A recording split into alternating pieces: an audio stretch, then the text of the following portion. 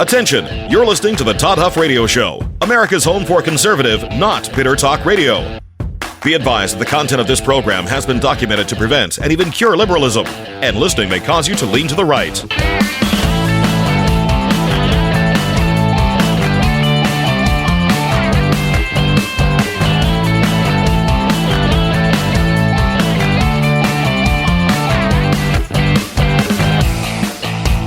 Here's your conservative, but not bitter host, Todd Huff.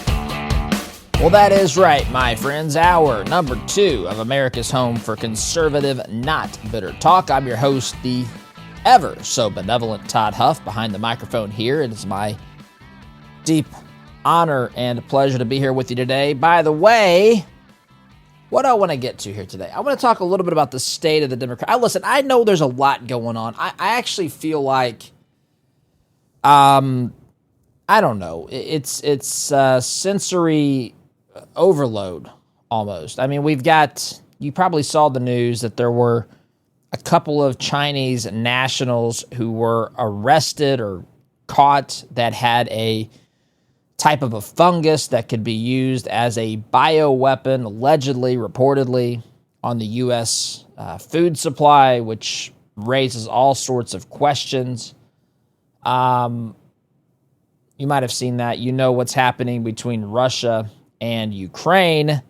That is getting more intense. The Ukrainians launched a drone attack, basically taking out a huge amount of Russia's bomber aircraft. I think those that were capable of dropping nuclear weapons, and that's happening. We've got everything happening here with the one big, beautiful bill trying to get America out of the gutter that she's been in over the past 4 years. We've got things that have headed in the right direction, right? We've had a country that is on the right track now. In fact, polling shows, you know, a third of Democrats, I think it's 31%, say that this country is on the right path. It's at 50% right now, I believe, is what the numbers are, according to Scott Rasmussen's numbers.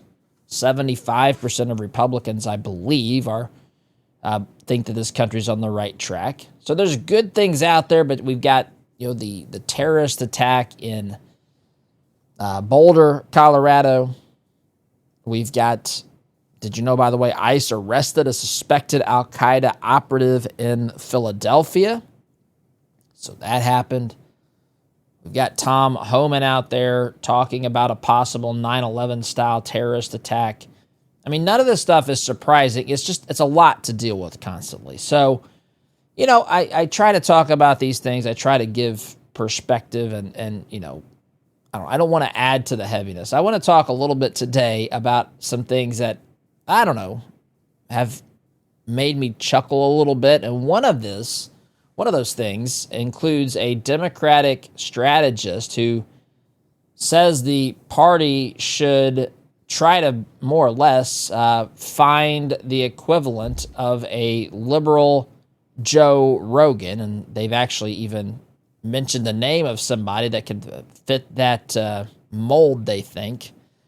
I want to talk about that. I want to talk about other things as well that might not be quite as intense given what's going on in the world today. So that's the direction we're headed this hour, my friends. We're really going to talk about the status of the Democratic Party and just where they are. I've got Tim Walz, and I've got this desire, at least by some on the left, to have a spokesperson or someone that can have a show like Joe Rogan or whatever. So I want to talk about that in this hour of the program. Friends, if you're in sales, let me ask you, do you have a system? Because if you don't, you are leaving money on the table. That's why I think Matt Easton and Easton University can help you. Matt has developed one of the best sales training systems that I've ever seen. It's practical, it's proven, it's designed to deliver results. Whether you're new to sales or a seasoned professional, this system will help you close more deals. Look, I know a lot of people are just, critical of everything out there, critical of, I've seen people criticize other people who are coaching salespeople and so forth. And I say, look, there can certainly be charlatans out there. I'm not saying that there's not, but folks, sales is a skill set. Knowing how to deal with people, deal with just the process that is involved when someone psychologically is buying a product or a service, helping to answer questions, to know how to just to move them through the sales process, even if they tell you no, just to move them through the process, to make it as efficient as possible, to know how to deal with people who, are indecisive or don't want to take action or make a decision. All those sorts of things are important. Matt can help you do that. So, this system will help you close more deals, make more money, take control of your career. And if you sign up to be a student through our website, Matt Easton is going to personally jump on a call with you to talk you through your sales challenges and help you get started. That is exclusive to you as a listener of this program. So, toddhuffshow.com/Easton is where you would go to claim your personal call with Matt by enrolling in the program, or just to find out more information. toddhuffshow.com/Easton. That's the first step that you can take today, my friends. You won't regret that. I really believe it. If you follow the system and implement it, you will have tremendous success. All right. So let's start here today by talking about, again, the status of the Democrat Party. Now, I'm not here to say that the Republicans have it all together. In fact, I spent a lot of time here recently telling you about infighting within the Republican Party. And this, by the way, it's not something that I'm bothered by. I know it bothers some people. Some people think we fight, we fought tooth and nail to get the majority in the House, the majority in the Senate, and the White House, and we still can't all get on the same page. Listen, I understand what you're saying and what you're thinking, but I'm much more interested in getting the best piece of legislation, the best tax policy, the best direction for this country, even if it is a little bit contentious. That doesn't bother me. You might remember when I was sitting behind this microphone and there were people who were opposing, they basically, Matt Gaetz effectively got rid of Speaker Kevin McCarthy. It took me a minute to recall his name, but got rid of Speaker Kevin McCarthy. And then there was a pretty drawn-out process where Mike Johnson was eventually elected as Speaker of the House. And I remember at the time, there were people who didn't like that. I don't worry about those things. I don't worry about how things look to people. I mean, I do to a point. You don't want to give someone a reason, and this is even something that's biblical instruction from the Apostle Paul to people that were at some of the churches that he was communicating with, many of which he had helped to work to start with a particular group of Christians in different cities around the world at the time. And he would say, look, don't give the appearance of evil. Don't give somebody a reason to say bad things about you, which could have, of course, come back as a reflection on your God. Don't give them a reason. But you also don't want to, and I obviously agree with that. That's sound biblical advice. But we also shouldn't be preoccupied with it. We shouldn't be sitting there wondering every second, what does this person think about me, that person think about me? I'm so much more interested in trying to do the right thing, even if it causes some difficult conversations, some difficult processes, some things that might even be embarrassing to certain people. I'm much less concerned about that and much more concerned about the final product. And so there's certainly problems on the Republican side. There's no doubt about that. But there's a lot of problems on the left. We've shared with you, Democrats have invested $20 million in figuring out how to talk with men. redstate.com. I played some clips earlier this week, maybe late last week, of the ladies on The View chiming in. A bunch of women sitting around, woman-splaining how Democrats should talk to men. Redstate.com, to kind of build upon that, Democrats' $20 million study on young men concludes the obvious. Democrats are weak, Republicans are strong, written by Rusty Weiss.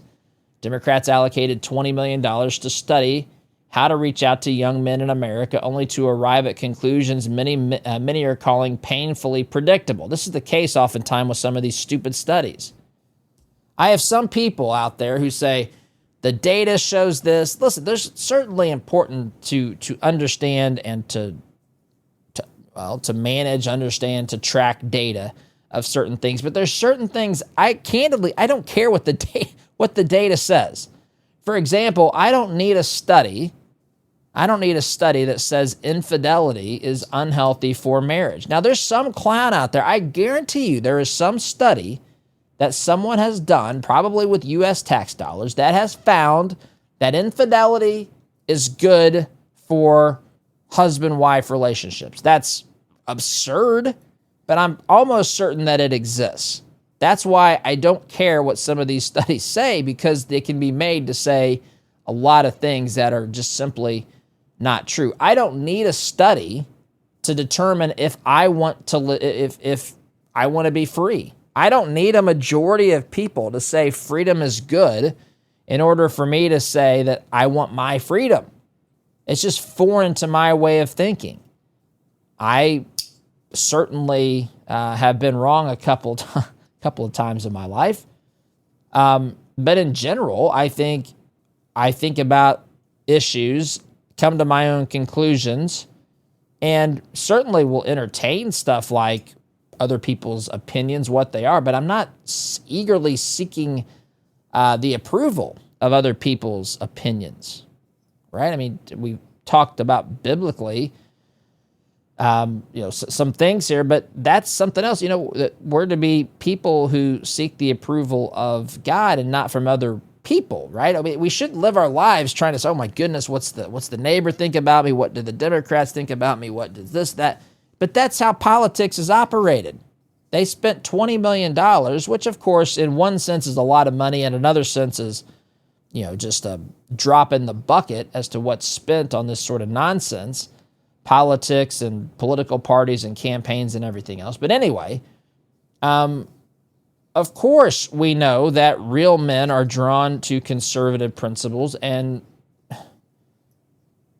how about masculine men are drawn? I'm trying not to be insulting here, but masculinity is in alignment with conservative principles and values. I would say femininity from women is in alignment with conservative principles and values. It's almost like everybody who has a distorted, or the vast majority of people who have a distorted view of this, of those things, find themselves agreeing with the craziness that's being peddled by the Democrat Party. By the way, I'm not saying if you have a healthy view of masculinity and femininity that you could not be a Democrat. I don't know how you can embrace some of the things that they believe, but I am saying that it seems to be more likely that you find yourself embracing conservative principles and values. They spent $20 million on this. Initial results of the pricey multi-year endeavor to view men like some anthropological study have thus far yielded the obvious, that the Democratic Party is viewed as weak and inauthentic with their outreach, expressing disdain for males by constantly telling them they need to be ashamed of who they are. Bingo bango. Again, what are we doing here? Democrat Party in disarray, and not only is it in disarray, it doesn't seem to know how to fix itself, how to address the problems. I mean, it's remarkable here. I've got Tim Walz. He was on with somebody. I don't know who this is with.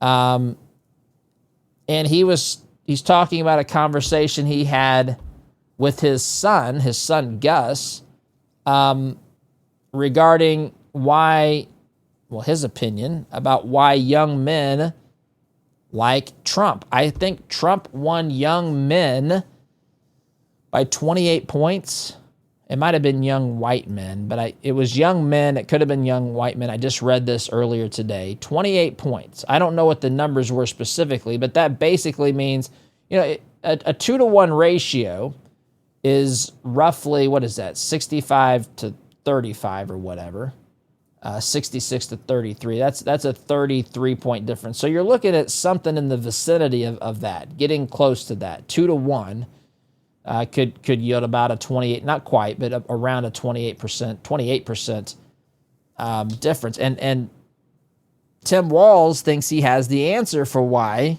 young men have done that, and he got this, he said, from his son, Gus. Here's what he has to say. I say this because I'm proud to say it looks like as of next Tuesday, I'm going to have a high school graduate with my son, Gus. And he's pretty in tune to this. But when he said this, he said, Dad, a lot of these young guys especially said they're not voting on the policy issues. And he wasn't dissing them. He said they may know the policy issues, but most of them don't. They're doing it because there's a sense of excitement, a sense of thrill in this. It's entertainment or whatever. We all dismiss that. Donald Trump's a clown. Donald Trump's rallies are a clown. This MMA fighting stuff and this, and look, you start veering into the Andrew Tate stuff, which is dangerous misogyny and, assault issues and all of that. But there's a peripheral side of that is not criminal, but is still going down the same road of saying you got a place to belong. And I think this is me just pontificating for what it's worth. Not worth much. Social media and other things have disconnected people more than they were. We were more connected in my generation. It was easier to be a kid when I was growing up. And I've always said this as a teacher, if you don't give a kid a place to belong, they'll go find one. So why you want them to be involved in sports and music and things in school, because they will go find a group of folks. And I think Donald Trump understands belonging, understand groups. I mean, you look at it. He gives them a uniform, the red hat. Oh, he gives them some chants, some talking points, whatever. It's not all that different than when we build sports teams in high school. You belong, you're part of this. It's not so much the policies. I think it's incredibly dangerous, but I don't think we went out to get them. We didn't out to make them feel a part of this. But didn't you just tell us a couple of months ago? I remember playing this soundbite on the program.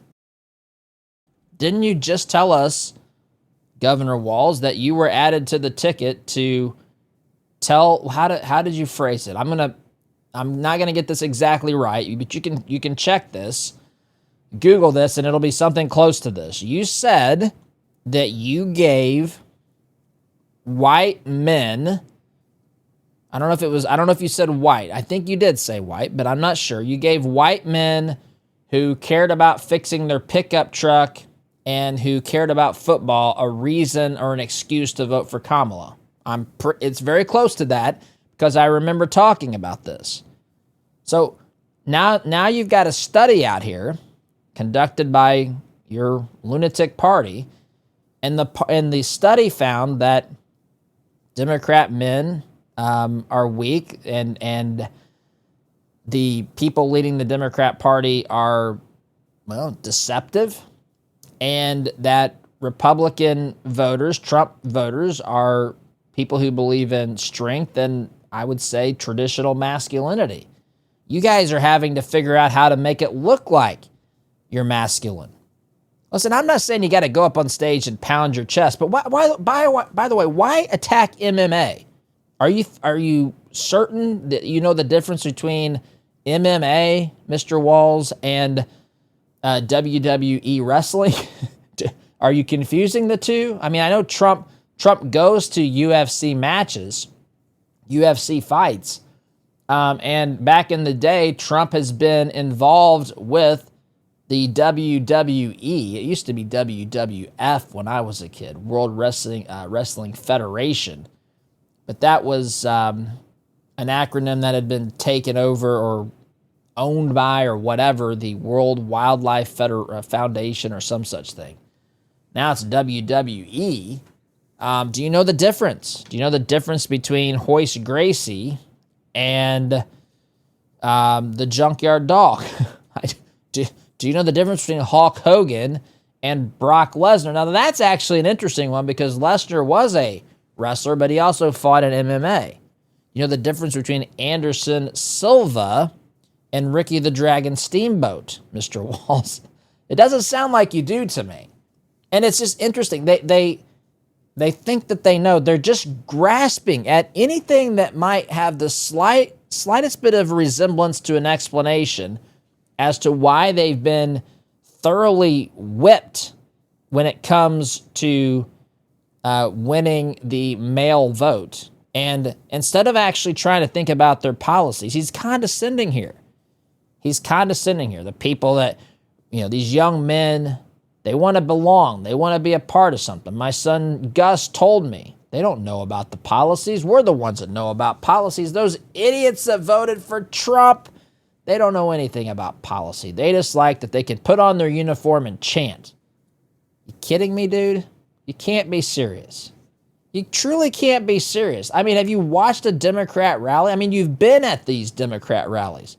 I've watched you run out on stage looking like an absolute clown, an absolute embarrassment, the antithesis of a masculine man up there, which, whatever, I'm not trying to even knock that, but now you're lecturing us and telling young men in particular, telling the people that are listening to you why these young men are doing what they're doing, and you have no idea. Your party has no idea. It has demonized young men for a long, long time. It's your group, by the way, are the people who come up with terms like toxic masculinity. You're the group that talks about fighting the patriarchy. You're the one who did say that you were added to the ticket because you could get men who like working with their truck and watching football to vote for Kamala. You said that, or something very close to that. It's all about optics. It's nothing about genuinely trying to connect with, understand, and implement policies that are not demonizing young men, demonizing men in general. It's maybe start there. Maybe start, and I would have done it for half this much. For 10 million, I would have said, look, maybe you should start by not insulting the people you want to vote for you. How about that for starters? That's worth more than anything this stupid study's revealed to you. If you really want to move the needle and attract more men to vote for your party, how about you don't demonize people who are men? How about you not tell half of the U.S. population that they're toxic because they have a masculinity to them? How about you stop that stuff? How about you stop condescending people who work with their hands and tell them, instead of telling them that they have to go to college and that they're stupid if they don't. I think a lot of people are stupid who go to college because they waste money on a meaningless degree. Man, these people are so obtuse. I've got to take a break. Back here in just a minute. Welcome back. I'll happily send the bill to the DNC. What I told you at the end of last segment is worth every bit as much as anything you've gathered, anything you've gleaned from this stupid research that you spent $20 million on. I'll do it for half of it. Again, as I said, step number 1, stop demonizing the people you want to vote for you. Stop calling them toxic in their masculinity. Stop telling them that they are part of the problem today. Stop telling them that they have benefited from privilege. Stop telling them that they are somehow wrong for simply wanting to live the life that they want to live. Stop telling them that they're wrong because they embrace true masculinity and do things like hunting or work with their hands, as I alluded to at the end of last segment. Stop telling them, though. Stop condescending them. Stop telling them that they only want to belong to the MAGA movement because they want to wear a uniform and have chants like a football team. I got to tell you right now, that has zero to do. I played football from the time I was in second grade all the way through college. I missed a season with the torn ACL, but I played every other year that I could, that I was eligible to play and whatever, good enough to play. I played all of those years, missing only the time that I was injured with an ACL tear, which I started that season and got injured in the first game of that season. Not once did I think, man, I want to join the football team because I want to wear a uniform and I want to do chants. What are you talking about? This is beyond stupid to me. You know what? You know why I wanted to play? because I loved competing. I loved competing athletically. And I'm going to tell you something that I loved that I don't know the percentages here, but I loved playing a sport that you could be as physical as you could hit somebody as hard as you could hit them and it be okay. I love that. And by the way, I had people do that to me too. I played quarterback. I was an option quarterback as I got older. I had people, bring everything they had at me to try to take me out of the game. Part of it, man. I loved it. Now, I'm sure somewhere someone would say that's a form of toxic masculinity. I don't really care, to be quite honest. Tim Walz doesn't have the slightest clue. I don't care that he coached. I don't care if he coached the sport for 50 years. The guy is clueless on this. What on earth is he talking about? And these are the people leading the Democrat Party today. But it gets better than this. Not only do they not understand men and spend $20 million on figuring out how to talk to men after demonizing men and talking down to men and condescending men and blaming men for all these problems. Listen, I'm going to tell you as a man, and I'm going to talk to those of you in this audience, men need to step up and lead in this country. There are men that have bought into the lies that come from the teachings and the religion, if I dare say that, of the radical left. They've bought into feminism. They've bought into this notion that you've got to be, I don't know, you can't be a manly man or whatever. They bought into this. Now, there's many who haven't, and I think that there's an awakening to real masculinity, and that's a good thing. That's a good thing in this country. I don't know if you're even allowed to say that in some places. But there's an awakening, I think, to this. And real masculinity, I think, is on the rise, but it's not on the rise in the Democrat Party because they literally blame men for everything. If you're a white man, if you're a white Christian man, take away even the party's platforms, Democrats and Republicans, and you just say, I want to go to where I'm wanted. They don't want you in the Democrat Party. They want your vote, but they're embarrassed. They're embarrassed by your existence. And I think more and more people are coming to that realization. Blaze Media has this article, Nate Silver, young men's mental stability helps put them out of Democrats' reach. Mental stability, mental stability and an aversion to neurotic authoritarians are apparently Democratic kryptonite. I'm not going to read this story. This is in the stack of stuff. But basically, the more mentally stable a young man is, according to Nate Silver here, the more that they're stable mentally, and the more that that they have an aversion, as this says, to neurotic authoritarians, that makes them unreachable by today's Democrat Party. That's the kryptonite, this article says, of the Democrat Party, because they can't reach real men. Now, they're still trying to make sense of this. They're still trying to figure this out. And by the way, this is not some celebration like Ding Dong, the witch is dead, witch oh witch, the wicked witch. None of that's happening here. I'm not celebrating that. I'm telling you that they're in real disarray and they're in a mess, but that's by no means meant to imply that they're down and out. My goodness, every couple of years, the party that loses an election is often talked about as though they're never going to win another election. That's simply not the way that this works. Although I will tell you, the trajectory of the left is headed in a direction. The trajectory is leading them towards that reality. Now, they're far from that. They certainly can learn and make adjustments, but that's the general direction that they are currently heading. And so how do they think that they're going to get out of this mess? Well, here's another story, dailycaller.com. I kid you not. I want to talk, but this is probably going to take up the rest of the program. Democrat strategist says party should ditch liberal Joe Rogan plan for Jasmine Crockett. For Jasmine Crockett. Now, Jasmine Crockett is a lunatic.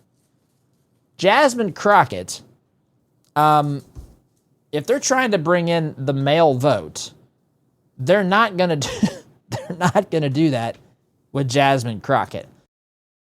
In fact, Jasmine Crockett probably reminds them of women that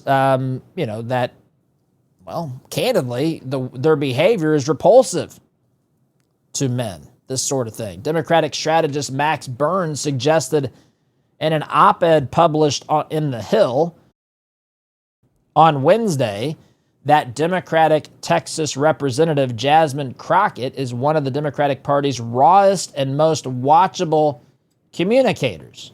You got to be kidding me. You absolutely have to be kidding me. I think, now, for entertainment value, as far as what not to do, as I'm losing my voice here, as far as what not to do, I would say Jasmine Crockett is a perfect prototype of what to watch to just mock and laugh at.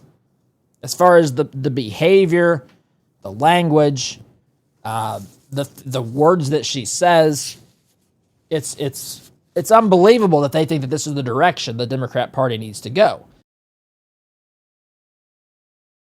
So, article continues here. Burns also wrote in the opinion piece that, quote, at a moment when voters are increasingly tuning out politicians, Crockett is still breaking through. Crockett has made headlines for going on racially charged rants and making inflammatory remarks about Republicans, including referring to wheelchair-bound Republican Texas Governor Greg Abbott as, quote, Governor Hot Wheels. You remember that?